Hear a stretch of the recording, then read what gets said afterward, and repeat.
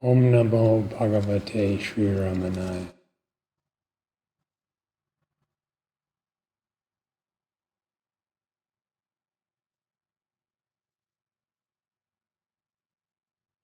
What greatness is there in Sri Bhagavan?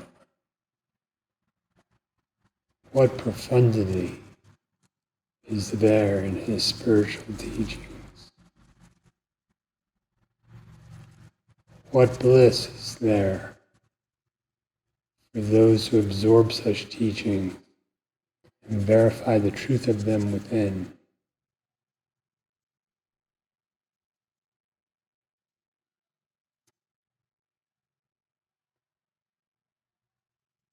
Considering the vastness and the eternity of what he reveals, of what he is.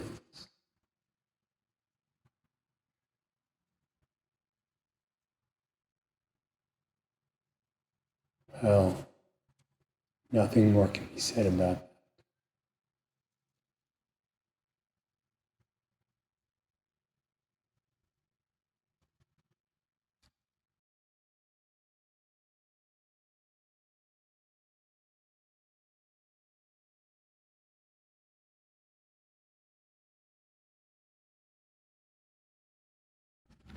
Eric, you brought a copy of Talks with you.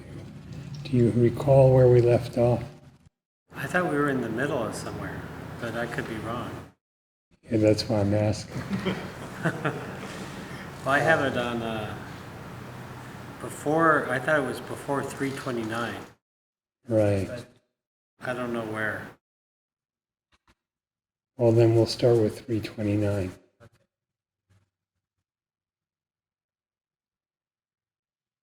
The previous dialogue had two salient points I bring to your attention.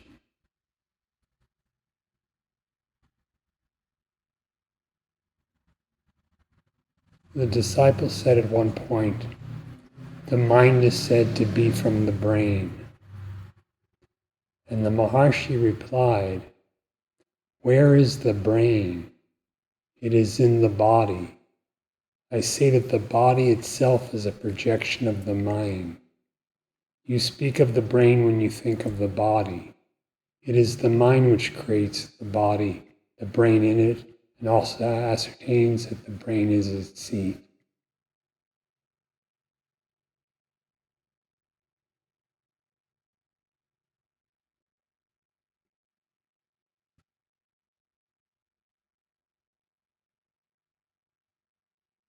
It is delusion when you think of your mind as inside the body and yourself as some small thing inside the mind.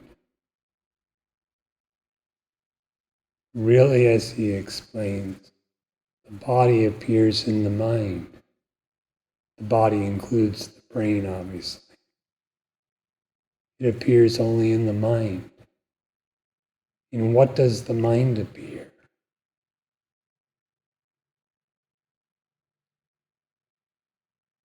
Find that out and remain as the mind transcendent, bodiless true self.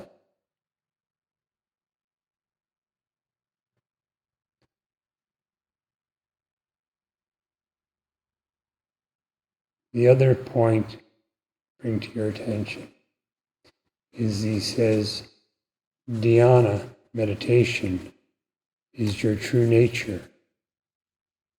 It is, however, called dhyana because it is made with effort. Effort is necessary so long as thoughts are promiscuous. Because you are with other thoughts, you call the continuity of a single thought meditation or dhyana. If that dhyana becomes effortless, it will be found to be your real nature.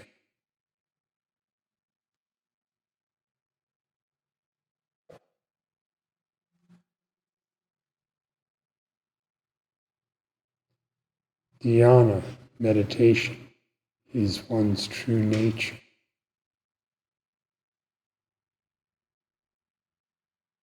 The power in your meditation is from the true nature. The illumination in your meditation is from your true nature.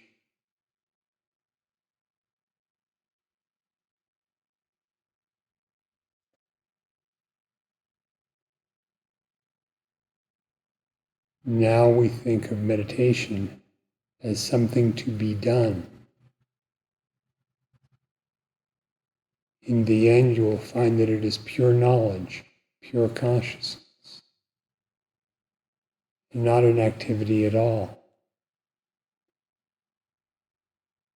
When there are various mental concepts or thoughts, the effort to liberate oneself from them is termed meditation. But freedom from thought will turn out to be innate, as the self is the sole existent reality.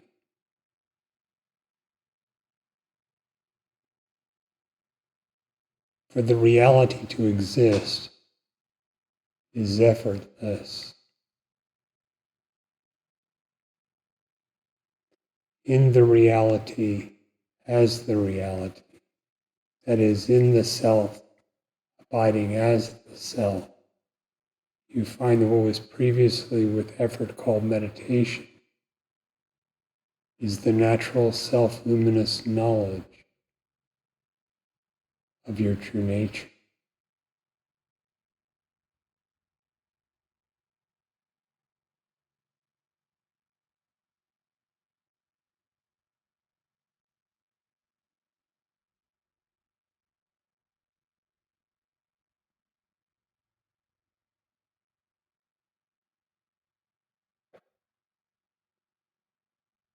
Now to 329.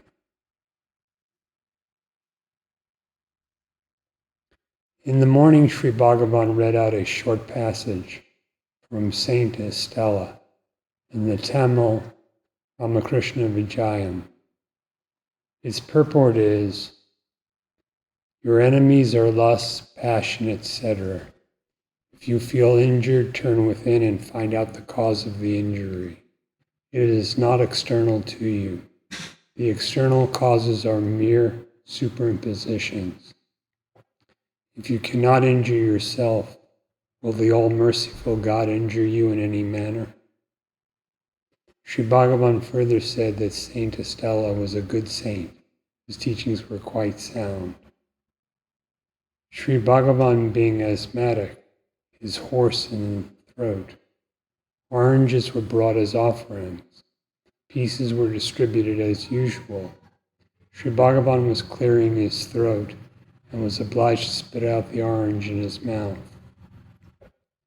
He said that he had to spit it out. A gentleman said, "Probably it does not suit Sri Bhagavan's health." The Maharshi replied, "Would you say so if you had brought the fruits instead of the other person?"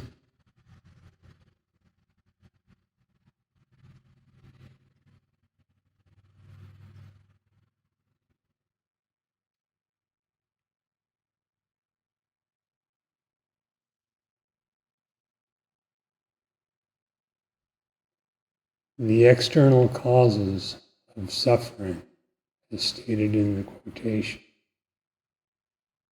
are mere superimpositions.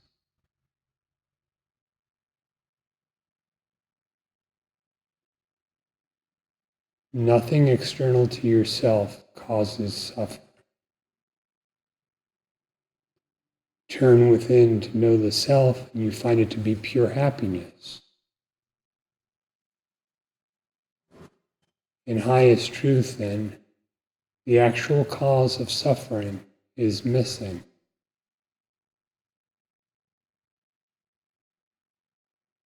But if one seems to suffer, you should know that the cause is his own mind,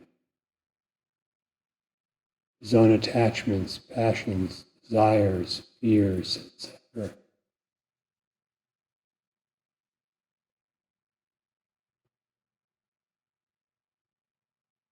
To turn within means to go beyond all that, to free oneself of that. External objects do not cause suffering. God does not cause suffering. Who suffers?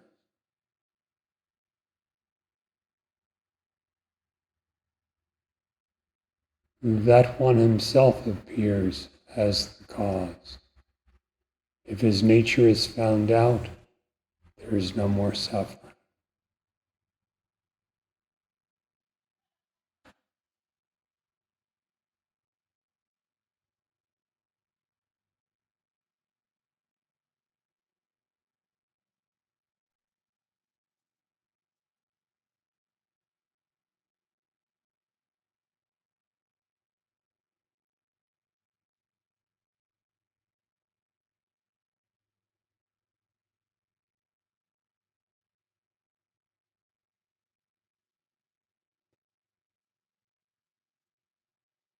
When the Maharshi responded to the person who said the oranges probably did not agree with his health, saying, "Would you say so if you had brought the fruits instead of the other person?"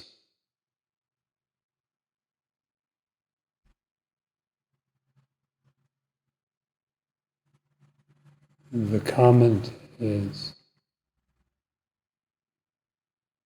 multi-purpose.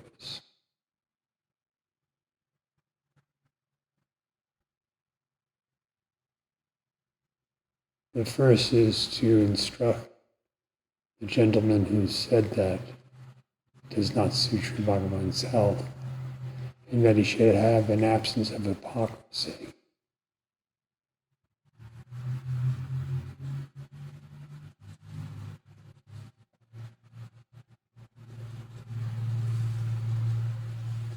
The second is that it is ignorance and egotism to decry someone else's offering made with a pure heart.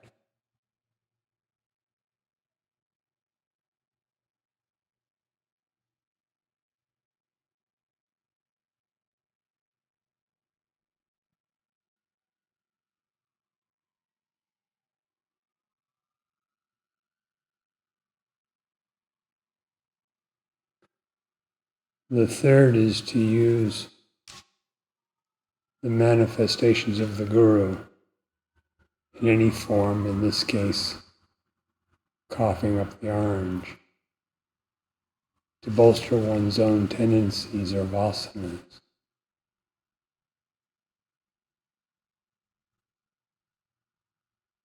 Hence Sri Bhagavan's criticism. Would you say so if you had brought the fruits instead of the other person?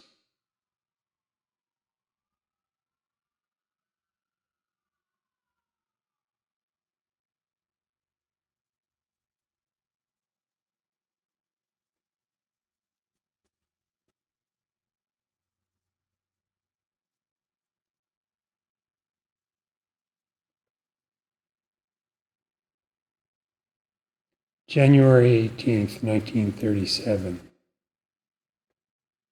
Mrs. Rorner Jennings, an American lady of the International Peace League, asked Sri Bhagavan about the spread of peace in the world.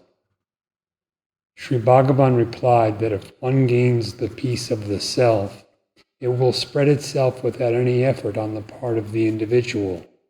When one is not oneself peaceful, how can that one spread peace in the world? The lady asked if it was not true that the East has a scientific approach to the realization of the self. The Maharshi replies, "You are already the self. No elaborate science is necessary to establish it."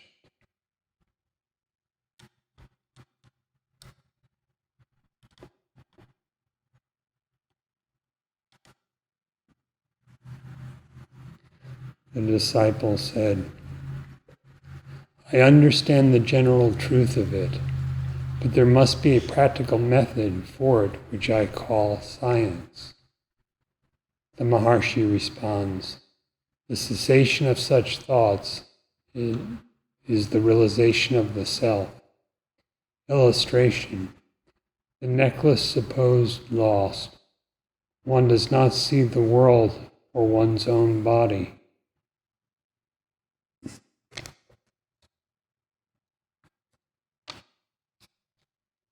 One does not see the world or one's own body being away from the self. Always being the self, one sees everything else. God and the world are all in the heart. See the seer and everything will be found to be the self. Change your outlook. Look within. Find the self. Who is the substratum of the subject and the object? Find it and all problems are solved. The lady was then told of the pamphlet, Who Am I? She agreed to read it before asking further questions of Sri Bhagavan.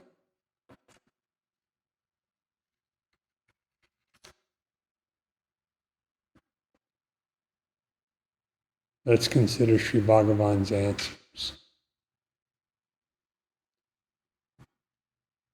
If one gains the peace of the self, it will spread itself without any effort on the part of the individual. Indeed, it is precisely the absence of the individual that makes for peace.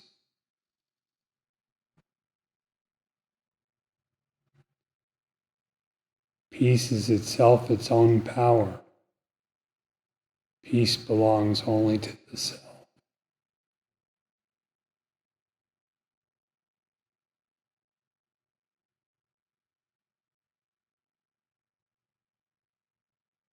When one is not oneself peaceful, how can that one spread peace in the world?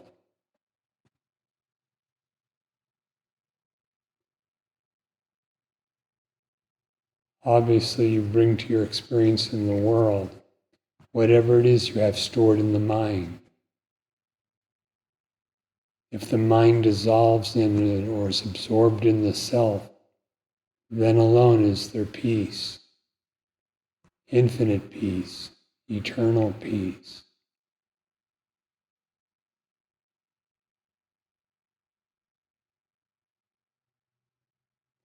Unless one has found such peace, stands identified with it, what is the meaning of bringing peace to others?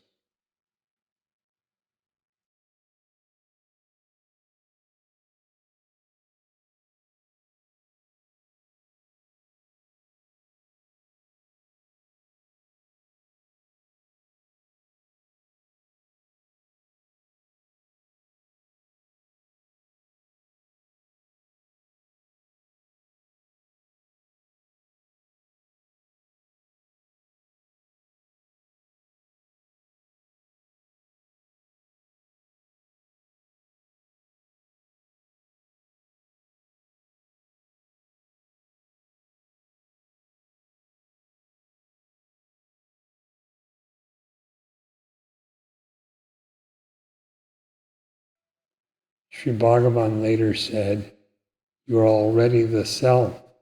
No elaborate science is necessary to establish it. You are already the self.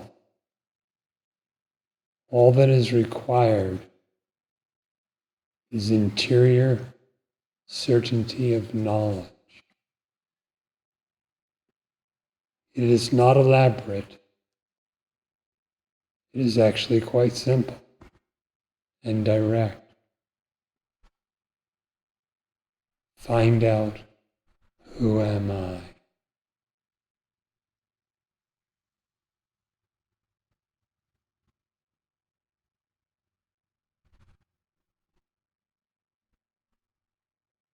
She said she understood the general truth of it, but there must be a practical method for which she called science. The Maharshi replied, "The cessation of such thoughts is the realization of the self."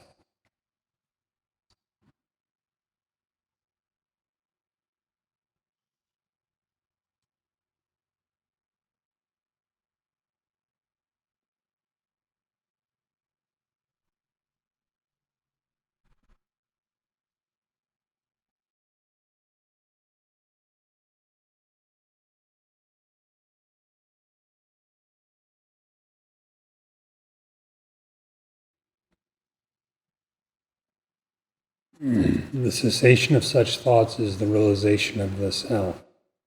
What thoughts? Thoughts of I. I am separate from the self. I am trying to approach the self, and similar thoughts. The cessation of all such suppositions is the realization.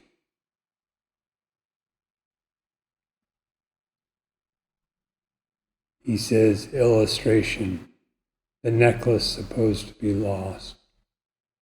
One wears a necklace, imagining it was lost, overlooks it, and searches everywhere for it.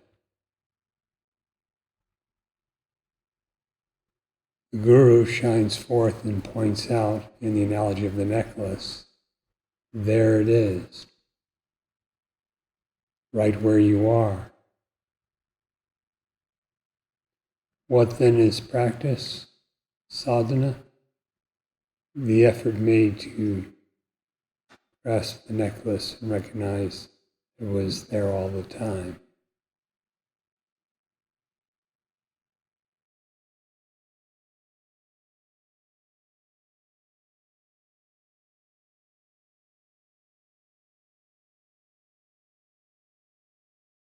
He said, one does not see the world or one's own body being away from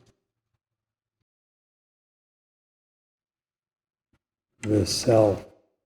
Always being the self, one sees everything else.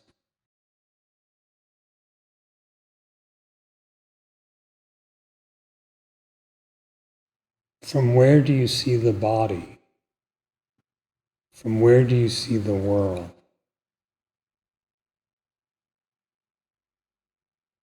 The seer must be beyond both. The seer of the world cannot be in the world. The seer of the body cannot be in the body.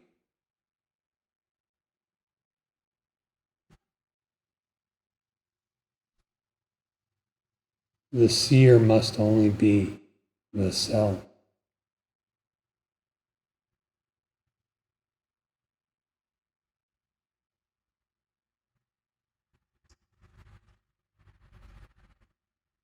What is the seer? The seer is pure consciousness. All that is seen appears only in the seer, the infinite consciousness.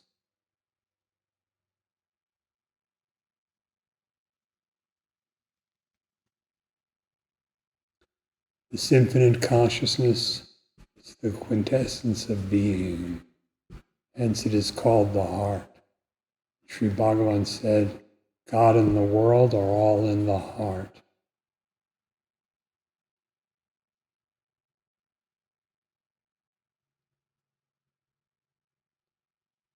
What is this heart of which he speaks? Obviously, it cannot be the physical organ. Equally obvious, it cannot be some subtle center. For how would God and the entire universe fit in there?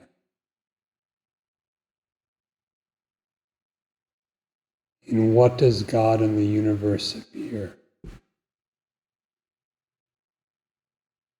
That immeasurable consciousness, that eternal existence, that is the heart, that is the self, that is who you are. He said, see the seer, and everything will be found to be the self. Change your outlook. Look within. Find the self.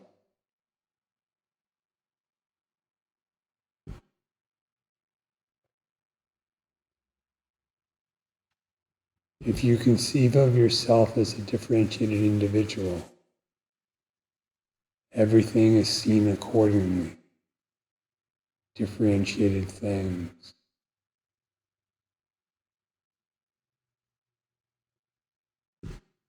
If you identify the seer as a body, a world is seen. If you identify the seer as something subtle, subtle things are seen. See the seer as the seer truly is, and everything will be found to be the self. First he said everything will be found to be in the self. Now he says everything will be found to be the self.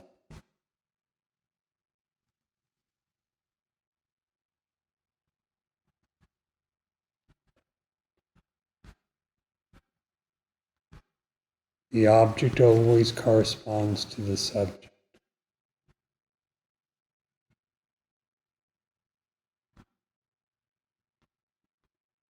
If you are formless consciousness, how could there be anything else to be the object?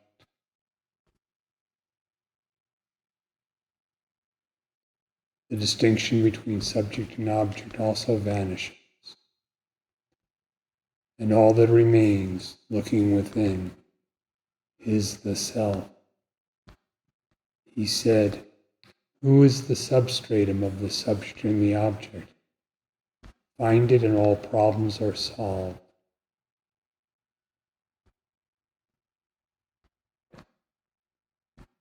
A seer appears, and the corresponding scene also appears. Upon what basis do they rest?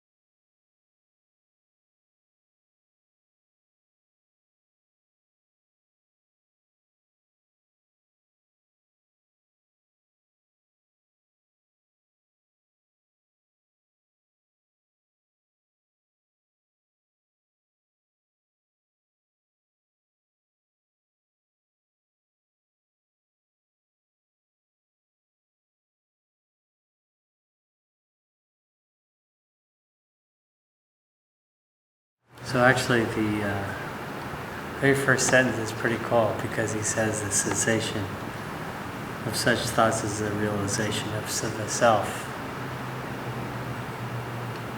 Because I mean, so often I think, okay, here's the formula, or whatever it would be, right? Somehow approaching, how do I go from the non-self to the self somehow, right? Can you see it's the questioning of that very supposition? Yeah. That's the answer. Yeah, the whole framework it's based on is a problem, right? That why need science or, yeah. Some elaborate method.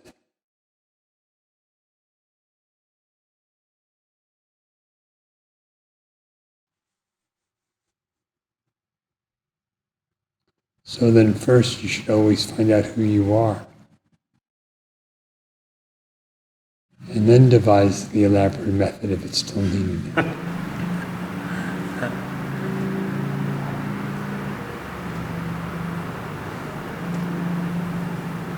Yeah, even the first question, or I think something about, what was it? If you feel injured, yeah, turn within and find the cause of the injury. So that was kind of good because, but you didn't leave it there. You mentioned, for who could that injury have been, right? So I guess the first part would be to notice the ignorance in this case, right? Because maybe... Well, if you feel someone has wronged you, what's the resolution? What's the answer? In the passage by the saint quoted by the Maharshi, the answer is given to look within. If you look within, you'll find that which has never been injured. The stainless, the immutable, the untouched.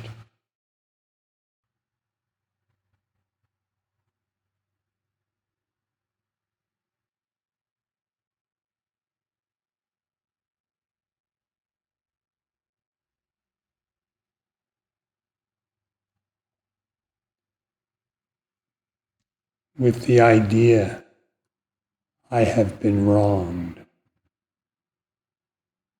The I is the prime mistake.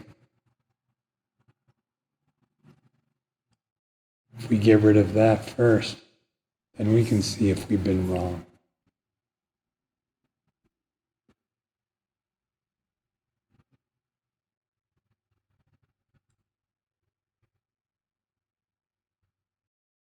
I was just thinking that it's usually hard to do that, to attack right at the root. The old tendency is to attribute the causes of happiness and suffering to external things.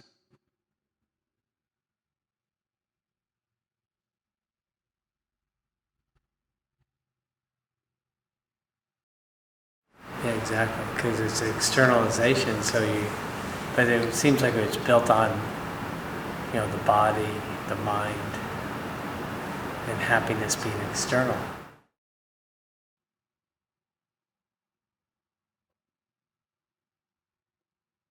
And then outer things, or even God, is considered the cause of suffering, when actually the cause of suffering is merely ignorance, illusion. And the moment one does away with the illusion, ceases that superimposition, happiness is there in its fullness, with unmarred perfection.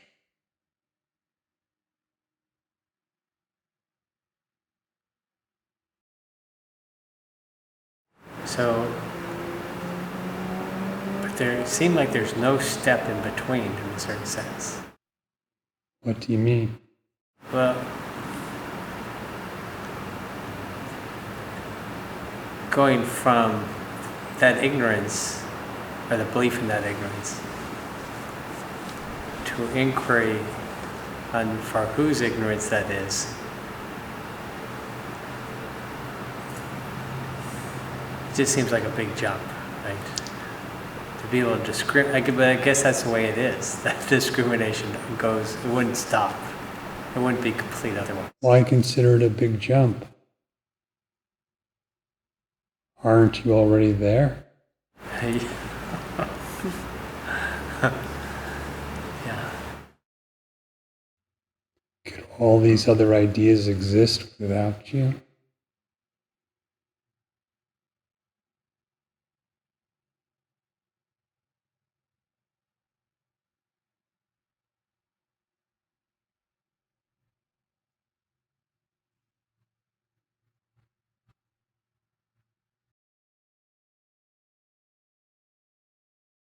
Can all these ideas exist without me?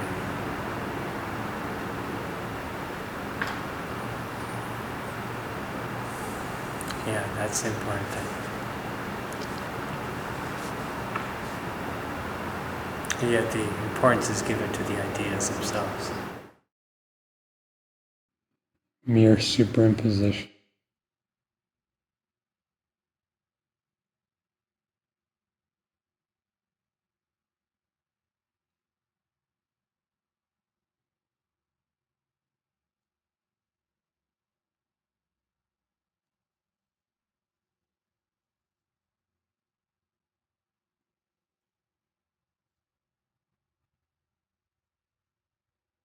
The lady was then told of the pamphlet, Who Am I?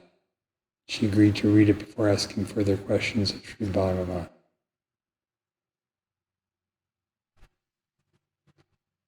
A very good recommendation.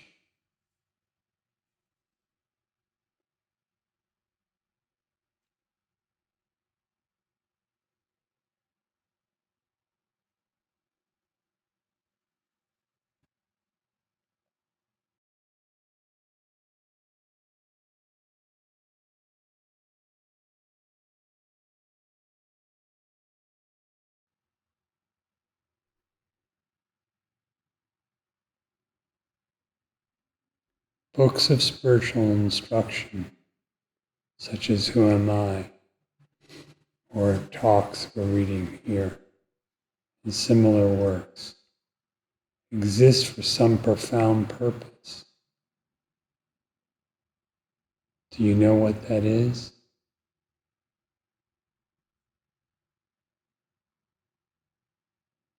Contain precious teachings that establish one in peace and bliss without end. They reveal the reality.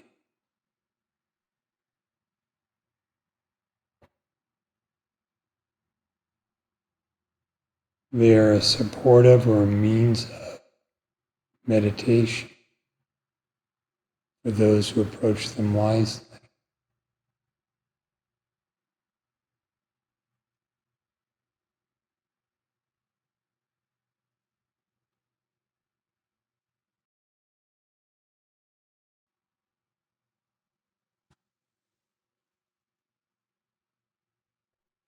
And they can, as shown in the present example, show the seeker how to correctly approach satsang, the great sage such as the Maharshi.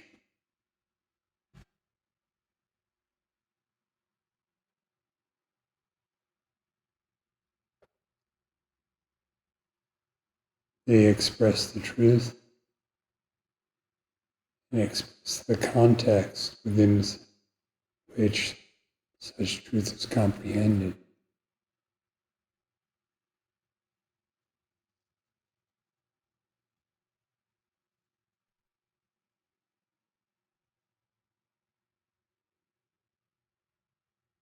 Om Namo Bhagavate Sri Ramana.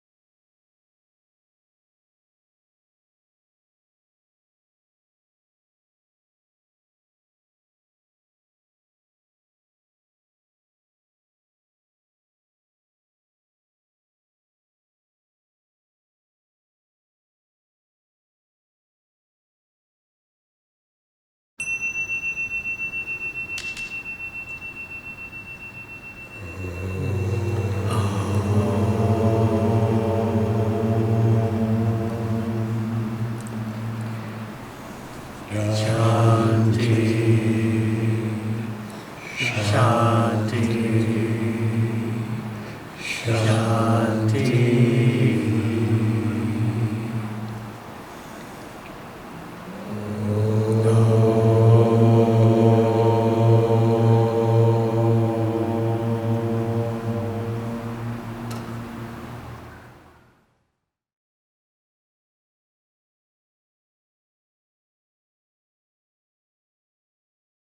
For the next Ramana Darshanam,